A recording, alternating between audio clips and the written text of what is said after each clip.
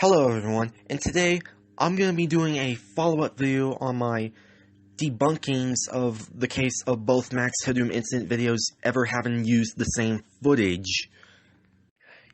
Now, back in May of 2020, I published a video called Do Both Max Headroom Incidents Use the Same Footage?, in which I analyzed and debunked the claims of the fact that both Max Headroom Incident videos use the same footage by using software that extracted every frame of the video and basically to compare them with basically a image viewer that let me debunk the claim that they didn't even use the same footage.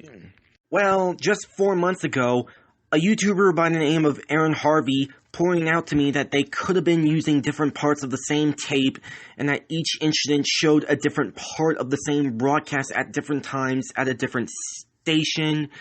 And basically, he told me that I was analyzing videos that was copied numerous times through different formats, that was then digitized, compressed, and uploaded to the internet, and that it was hardly an honest comparison. Well, to kick things off first off, there were only two television investigation firms at the time, basically the FCC and the FBI. Those were the only two that were active, at least in the 1980s. I am not sure if any other television investigation firms have ever been founded or have been around after the Max Headroom incident. Secondly, the biggest question I want to ask you guys is this, or something that you would obviously ask me is this. Does there exist a real full Max Headroom incident videotape of, well, basically the full-length version of the video that was displayed on WGN-TV and WTTW in 1987? Well, to kick things off, the answer is, well, unfortunately no. There does not exist a full-length version of the Max Headroom incident tape, or rather, the full video at all. So, unfortunately, the full tape version of the Max Headroom incident video is unfortunately, presumably lost forever. However, there might be evidence that at one point the full tape did apparently existed before it went lost after the incident in 1987. Apparently, I'm going to be likely using 4 different sources: the Reddit articles, Norcam's debunked third incident video, the faked behind-the-scenes video of the incident, and of course, basically, the bizarre docu-series' take on the Max Headroom incident.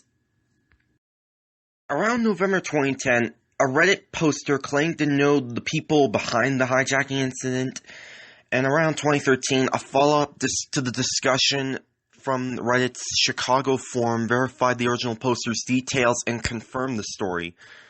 Working with these two posters, it caught the attention of Vice and Motherboard, which wrote articles with additional research that confirmed the veracity of the two anonymous posters' stories, leading to the conclusion that the mystery could have been solved. However, they never named any of the perpetrators at all. Other than a bunch of rather random articles on Reddit that what you might call are considered follow-ups, basically, we are unable to find any more evidence that the perpetrators were ever named, other than in one of the articles, basically, one of the names had the letter of J, and another had the name of K. Since nobody knows what the real names would have been, I decided to put up a bunch of dummy placeholder names of basically anybody that had the letter of J and another of the letter of K, just in case they would have found anybody involved with the incident. Next up is the rather lesser-known Norcam third incident video, which to me, in my opinion, is a blatant mock edit to the source material. Around the mid-2010s, Norcam uploaded a video claiming that this was supposedly the third incident, but unfortunately, many people debunked the heck out of it and easily classified it as fake because it's just footage from the second incident flipped horizontally and reversed, with the audio from John Rev's first incident video recreation, you know, the one that was available for years until when Fuzzy Memories uploaded their copy of the first incident, and of course, original voice acting from one of NORCAM's audio personnel.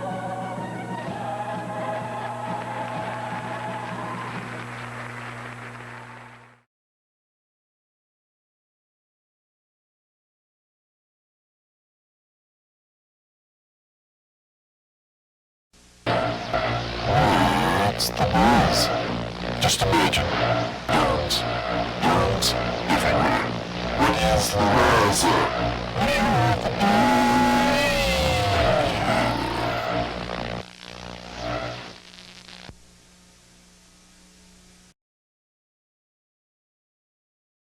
The youths of this country need to learn to pull their pants up. Their new clothes become your own pajamas. There's no sound when you need it. It's great.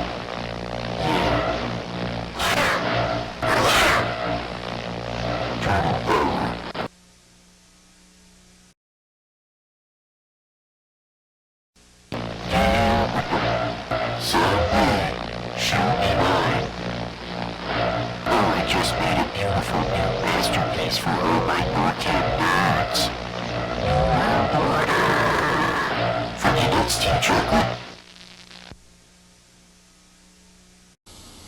Next is the so-called faked behind-the-scenes footage, which was uploaded back in June of 2019, and to me, this looks really fake because I don't think this should be useful to the FBI or the FCC in general. Secondly, in the video, the corrugated sheet metal is actually held by hand rather than being used by a homebrew spindle. To me, this doesn't look right to me.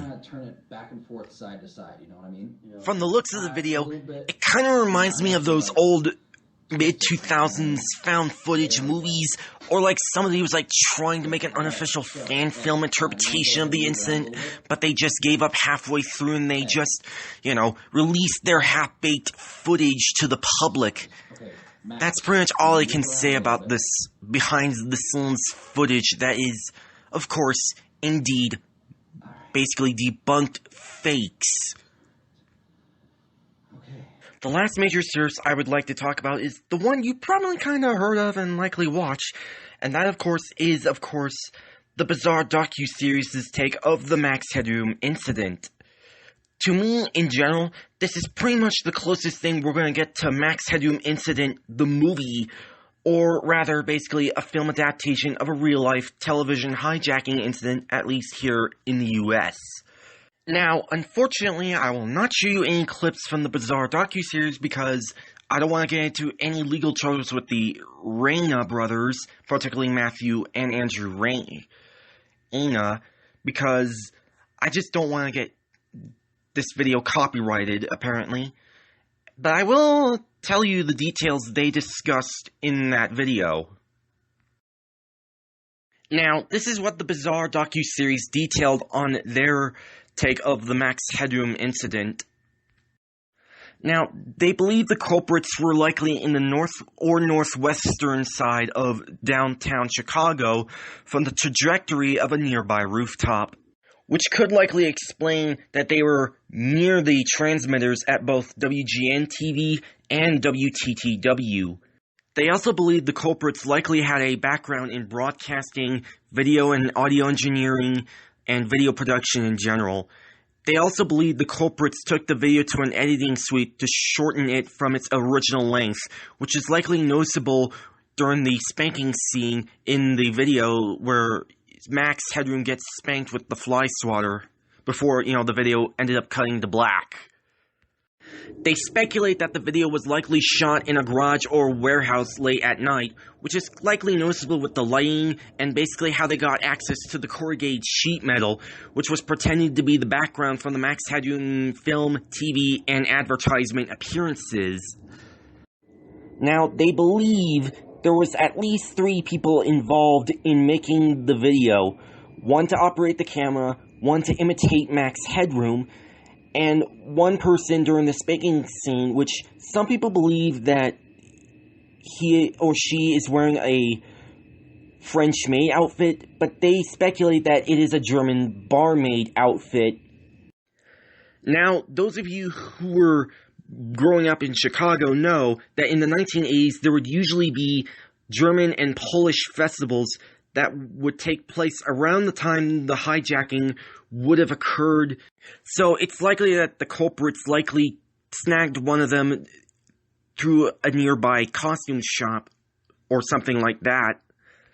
There might have been more personnel on board, but as of right now, it's speculated that there were at least 3 of them. They also speculate that the culprits likely acquired used radio parts for the fraction of the cost, and was likely the first acts of trolling, particularly to WGN-TV. Which is evidenced with the dialogue in the second incident video, where Max Headroom pokes fun at WGN anchor Chuck Swirsky, Max Headroom's ill-fated new Coke advertisements, by holding up a can of Pepsi, giving the finger with a rubber extension, singing "Your Love is Fading," basically humming the theme song to Clutch Cargo, mocking Chicago's newspaper, as well as ranting that his brother has the other glove and that it's dirty. Now, in regards to the full videotape of the Max Headroom Incident video as displayed on WGN-TV and WTTW, this is pretty much all we know about the full videotape of the Max Headroom Incident video. Since the culprits themselves have never been caught or even found, it's gonna pretty much be lost forever as far as we know. Other than that, that's pretty much it on this follow-up video of my debunkings of the Max Headroom incident using the same footage. Thanks for watching.